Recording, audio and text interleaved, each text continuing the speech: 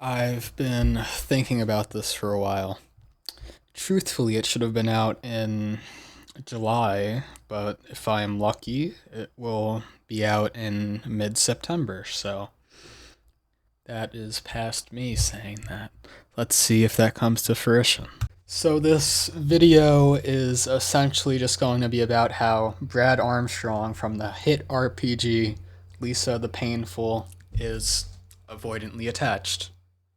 Now, to those luckier among us, you may be asking, what is avoidant attachment? Why do you care about a video game character having a certain psychological pattern? The answer is, I think it's fun and funny. Anyway, when it comes to attachment styles, that is, well, all humans have an attachment style. It's basically how you connect and bond with others and sustain those connections, or not sustain them. And there are four, no, I won't. There's three main ones in popular psychology, which I will list as secure, anxious, and avoidant. I'm just going to be focusing on avoidance because that is Brad Armstrong, and I want to focus on this lovely man. So, when I ask Google, the AI summary will give me the following. Avoidant attachment is an insecure attachment style characterized by discomfort with emotional intimacy, a strong desire for independence, and difficulty trusting others, stemming from childhood experiences where emotional needs were often unmet. Alright, so if you know anything about the game and the character, we could wrap it up from here, but um, I'm gonna keep going on from each point to each point. So, first up on the list is discomfort with emotional intimacy. And, well, this is pretty easy. He is never emotionally intimate in the game with anyone, barring a few examples that I will slip in at the end of the video, just because I think there are some heartbreaking scenes there. But that one is pretty straightforward. Next up is a strong desire for independence. It's Brad Armstrong. He doesn't need anyone. But this is also reflected in the beginning of the game, almost immediately, when your first companion, Terry Hints, the Hinster, uh, Brad wants him to just leave him alone. So there's plenty of other examples throughout the game. I mean, it's debatable whether you'd want Terry Hints in your party legitimately, but I'm going to use that as the example. And now we have difficulty trusting others. This one is easy. Actually, it's all really easy because he is a clear cut example, a reflection, or whatever you want to call it, of a severely avoidantly attached individual. But this one is even somehow easier. Alright, so it's hard to find someone that he really trusts, so I'm just gonna go with the people that he should trust. His childhood friends, Rick, Sticky, and Cheeks. So this is kind of difficult, but he lives with them through the apocalypse, no less. They help him shelter a child that would make all hell break loose if it was found out he was harboring the child, a girl. But he can't bring himself to be fully intimate or vulnerable with his childhood friends, mainly when it comes to his joy addiction. Almost entirely when it comes to his joy addiction, but tying to that the trauma that he has endured, which led him to the joy addiction. So that's my point right there. He doesn't even trust his childhood friends. And as for all the companions that he fights alongside, at the beginning of no, at the ending of the game, towards the end, you quite literally don't have the option to bring them with you, even though you've been fighting alongside them for most or all of the game. So, the two categories which I think he should trust the most are his childhood friends and the companions, and he trusts neither of them. Neither. And now we come to the cause component. So, it stems from it being avoidant attachment, childhood experiences where emotional needs were often unmet.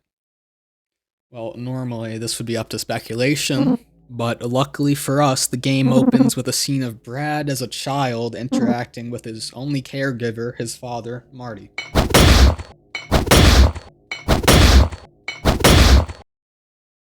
Alright, and now I have to get into the story of this game, even though I really didn't want to. But up to this point, he is textbook avoidantly attached. And if we go to the main storyline, that will only continue to be true. So I'll go through the beginning sequence. Essentially, Brad, our protagonist, finds an abandoned infant girl, which is important because there's no woman anymore. Because all the women in the entire world disappeared. I don't know why. I don't think anyone knows why. But he then decides to take care of and raise as a daughter this girl. Straightforward enough. Keeping it from a secret. No, fuck. Keeping it as a secret from the rest of the world that are all these, men. But his friends help him keep the girl a secret and raise her until the secret inevitably gets out, and one of his friends are dead, and the other two are missing. Not to mention the girl, his stepdaughter, kind of.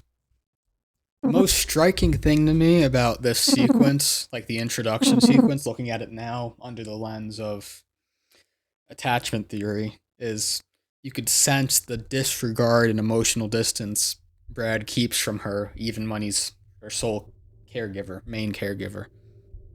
And they do this without any dialogue in RPG Maker, which credit to the developers for that. I'll elaborate.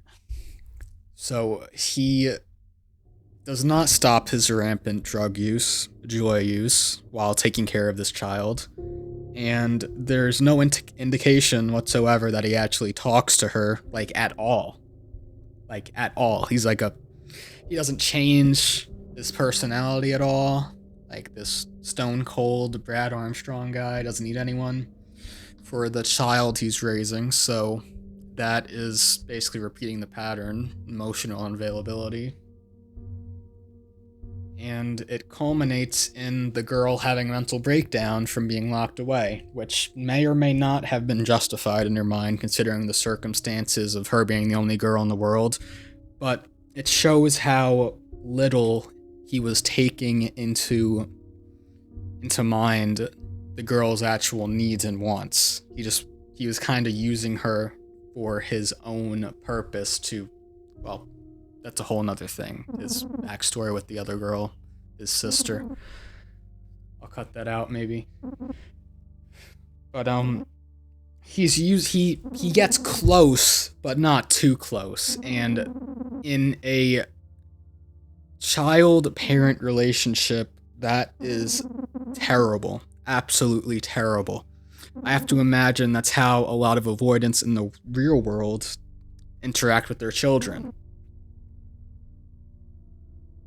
But anyway, he does actually make a correction when she leaves of her own volition and takes her back. He gets her a mask and takes her out a bit to see the wasteland herself, but it's too little too late, and he's still going off on his joy benders, so it's it wasn't really a surprise what happened.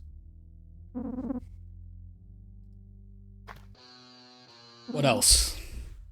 Well, there's the fact that the first proper choice of the game lets you sacrifice the first person you meet on your quest.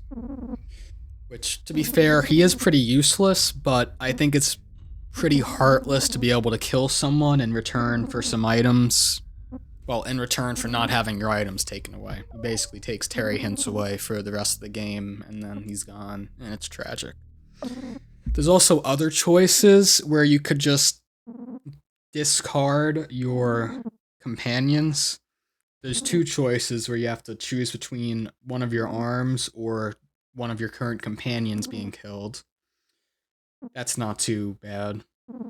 There is one choice where you have to choose between the girls, the girl he was taking care of, Buddy's nipple being cut off, or your entire party at that point, which is 3 people. So the fact that those choices even exist to make shows the lack of any lasting bond or attachment that he forms to these people. Oh, I almost forgot about the Russian roulette minigame. Even after getting out of there, you could go back and gamble with their lives of your own volition. So I have to assume Brad thinks that's an okay thing to do, to just play with their lives. So there's that. And then we could tie this into the ending of the game, where Brad and Buddy finally get to talk, when he finally gets to hear the impact of his actions on her, or more accurately, lets himself hear it. It's ironic in a way that the person he's closest to in the game, he spends some of the least time with in the actual game, of course. But going forward, she calls, well, the person he cares most about, who he thought he was doing the right thing for, says these lines of dialogue to him.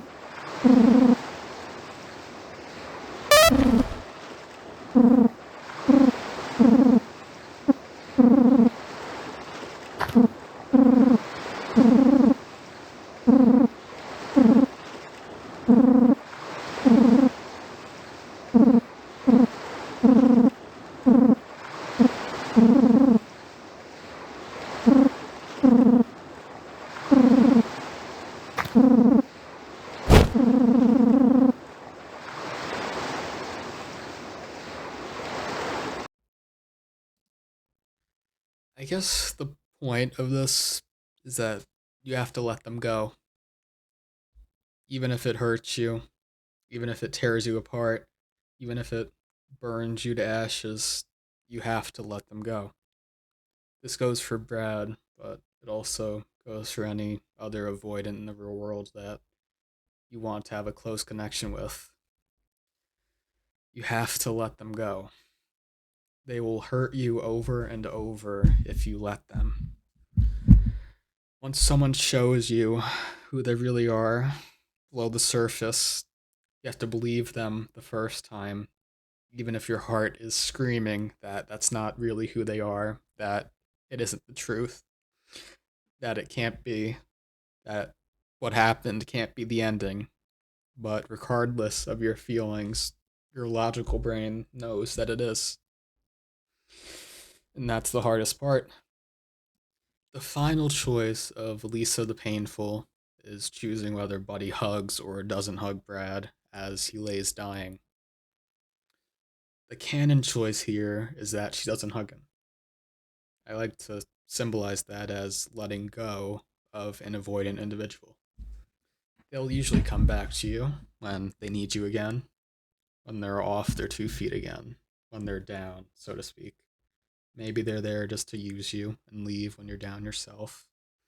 Maybe there's a part of them that genuinely wants to try and repair the relationship, the connection, but ultimately, most of the time, 99% of the time, it's just them coming to you for comfort when they need it. And when you're no longer needed, you can guess what happens then. A withdrawal, a discard. And then paradoxically, the power is with you.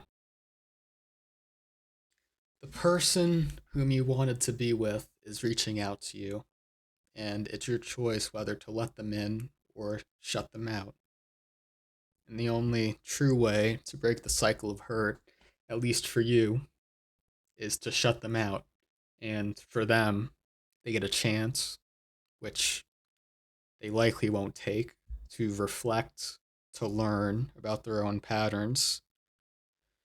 And as for Brad Armstrong, he just dies. He doesn't get a chance. He repeated the cycle that he did with his father, with his adopted daughter. That's all there is for him. And would a hug even be sufficient to heal what he's done? I'll end this with my second favorite campfire scene in definitive edition of Lisa the Painful. One that painfully highlights Brad's avoidance.